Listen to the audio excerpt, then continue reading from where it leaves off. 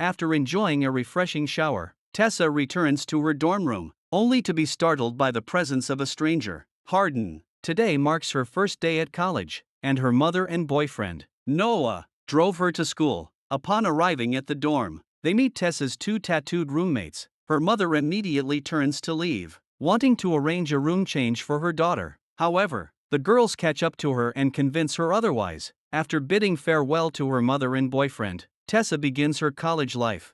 On this particular day, she returns to her room after her shower and finds Hardin, the unfamiliar guy. She politely asks him to leave so she can change, but Hardin mocks her, claiming he's not even looking at her. Just then, her roommates return, and Tessa asks them to intervene, but they reveal that Hardin isn't their boyfriend either. Despite this, the roommates and Hardin leave together. In the following days, Tessa's roommates invite her to a party again, and this time, Tessa agrees to accompany them. However, she feels uncomfortable amidst the bold atmosphere of the party. When faced with truth or dare, she chooses to refuse. The dare demands she get intimate with Hardin, and everyone eagerly watches as he approaches her. Ultimately, Tessa gives up the game and steps out of the party to call Noah, who becomes upset upon learning she's at a party. Annoyed, Tessa ends the call and retreats to her room upstairs. There, she's intrigued by a book, but Hardin joins her, discussing its contents. Once again, he tries to get closer to her, but Tessa refuses his advances. What sparks will fly between these two young individuals? Tasha arrived at the classroom for her class, only to find Hardin there as well. During the class, the teacher asked them about their views on love. The boy's response angered the girl, and she fiercely rebutted. They engaged in an intense debate in the classroom. After class, the girl complained to her classmates, but one of them informed her that Hardin's father was the principal.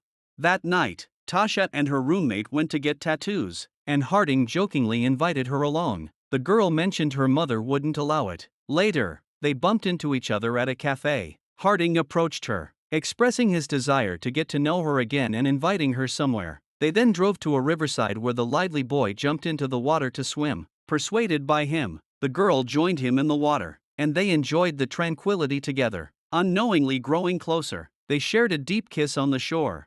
As they got out of the water, the boy turned away to let her change clothes, but the girl approached him instead, gently touching his hand. Hardin turned back, gently touching the girl. This time, the girl didn't refuse him, but the boy voluntarily stopped. They started dating afterward. On one occasion when they were together, they ran into Hardin's friend. While the friend greeted them, Hardin seemed uncomfortable, handing the keys to the girl, hoping she would leave. Tasha said she would wait for him at the bar. After a while, Hardin came over, and the girl wanted to tell her boyfriend about their situation, but Hardin refused. They parted ways on bad terms. Where will their relationship go from here? The girl went back home, got dressed up, and prepared to go to sleep. Yet, in her dream, she dreamed of the boy again. The next day, Tessa's boyfriend, Noah, came to see her with a bouquet of flowers. They held hands and went to a bonfire party. At the party, people played a game where they passed paper scraps with their mouths. A man next to Tessa dropped the paper scrap and tried to forcibly kiss her. Noah intervened, but Hardin couldn't stand it and helped them. Later that night, after Noah fell asleep, the girl received a call from her classmate and rode her bike to Hardin's house. It turned out that he had an argument with his father. Tessa tried to persuade him, but when she saw a broken bottle, she went to pick it up and got hurt. Hardin took her to get bandaged. In the room, they opened up to each other and fell asleep in each other's arms. The next morning, Tessa quickly rode back home, but Noah was already waiting at the door. He asked where she had been, but all he got was a vague answer. Hardin followed them and watched. Noah understood everything and left sadly, ignoring the girl's explanations. After some time, they met again. The girl told him that her father left when she was 10, and she had been taking care of her mother ever since. Noah was her best friend. Then she confessed her feelings to Hardin. The boy went to the library to find the girl reading. When the librarian was checking, he pulled the girl under the table to hide. They read books in the empty library. Soon, the patrol found them, and they ran freely in the dark. Suddenly, Tessa noticed Hardin writing something. She went to grab it, and they started playing and laughing. As the atmosphere heated up, Tessa's mother came in angrily and took her daughter away. Would their relationship continue?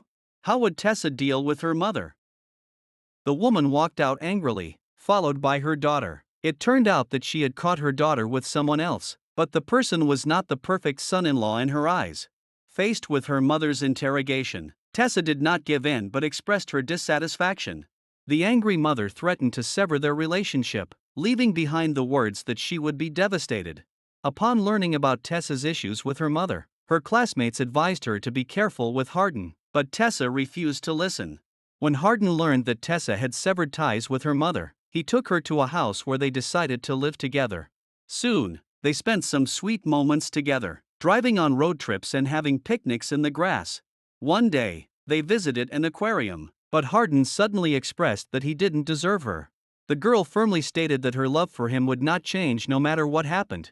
One day, Hardin's father married Tessa's classmate's mother, and they were invited to the wedding. Tessa's father and stepmother came to talk to them. At the wedding, Hardin seemed unhappy. At that moment, Tessa's father approached and sensing the tension between the two, Tessa quickly took him away to dance. After the dance, they went to a room and spent a sweet night together.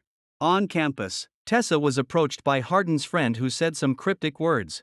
When Tessa returned home and was reading, she saw a message on her boyfriend's phone that said, "Haven't you told her yet?" Tessa asked Hardin if he was hiding something, but she didn't get any answers. What was her boyfriend hiding? What would be the future of this couple? The girl was crying and running alone in the heavy rain, her heart broken by her boyfriend's deception. She tossed and turned in bed, eventually getting up to find her boyfriend's friend and ask for the truth. As she was earnestly inquiring, Hardin walked over and tried to explain, but his friend ignored his pleas and showed her the video. It turned out that after being rejected in the dare, Hardin had sworn to get the girl and then dump her harshly. Tessa couldn't believe it was true. With tears in her eyes, she asked the people present, receiving only silence. Disregarding the heavy rain, Tessa ran out desperately. Hardin tried to explain, but his girlfriend no longer trusted him. Afterward, the girl took a ride back home.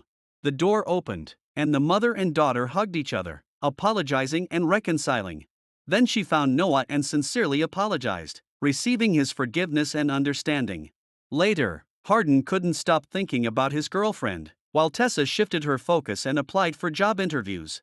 Soon, it was graduation time, and everyone submitted their theses.